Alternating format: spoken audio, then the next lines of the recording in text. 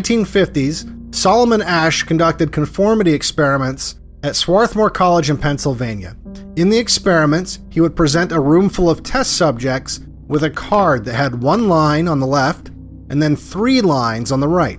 The line on the left would match the length of one of the lines on the right, on each card. As you can see here, I have a number of cards, and on each card there are several lines.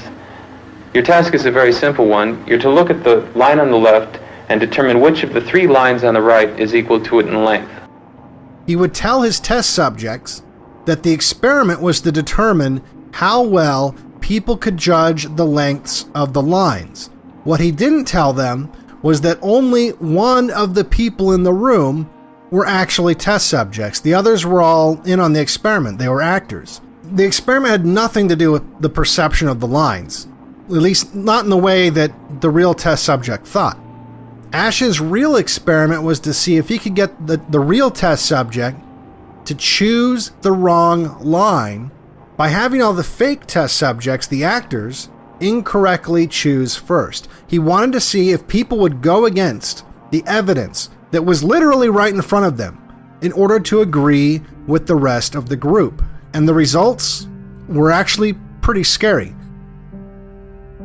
2. 2. 2. 2. The subject denies the evidence of his own eyes and yields to group influence.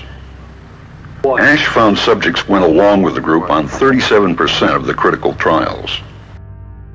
When the experiment was concluded, Asch interviewed the participants and found that they incorrectly chose for different reasons. Some he categorized as experiencing a distortion of perception or a distortion of judgment.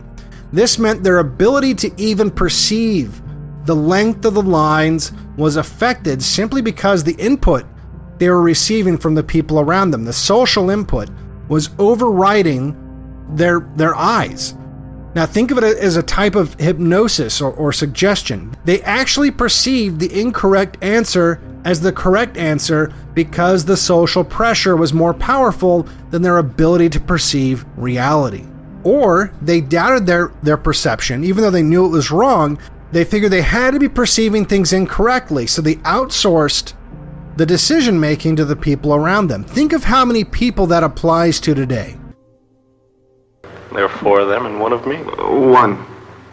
This subject's yielding is based on a distortion of his judgment. He genuinely believes that the group is correct. Another category that conformed to the group was a category that knowingly chose incorrectly. They knew their answer was wrong, but they still picked the wrong answer. This he called distortion of action. 2. 2. I know they're wrong, but why should I make waves? 2. In this case, the subject knows he is right, but goes along to avoid the discomfort of disagreeing with the group. Here, the distortion is at the level of his response. 2. 2. 2. They were giving the wrong answers because they just wanted to get along with the group. So as frightening as all of this is, why do I bring this up? Doesn't this just reinforce the idea that some people are just going to go along with the group anyway and speaking up doesn't matter? No. Because Asch performed a variation of the same experiment. In this variation, the fake participants would still choose an incorrect answer, but one of the fake participants would choose correctly. 1. 1. 2. 1. 2. With a partner, yielding drops to only 5% of the critical trials, compared to 37% without a partner. This tiny change made a huge difference in the results. Just by adding one other person who gave the correct answer, the number of people who would conform to the group went all the way down to 5%. Not only that, but in this variation, the real test subject experienced positive feelings towards the fake participant that was giving the correct answers.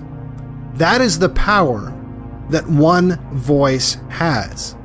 By speaking truth in a room full of liars, you can drop the conformity rate all the way down to 5%. While at the same time, you're creating a bond with these people you're setting an example for. And it's important to keep speaking the truth because Ash found that these voices were so vital to breaking the conformity that if he removed that participant that was giving the correct answers halfway through the experiment, the test subjects would go right back to conforming at a similar rate.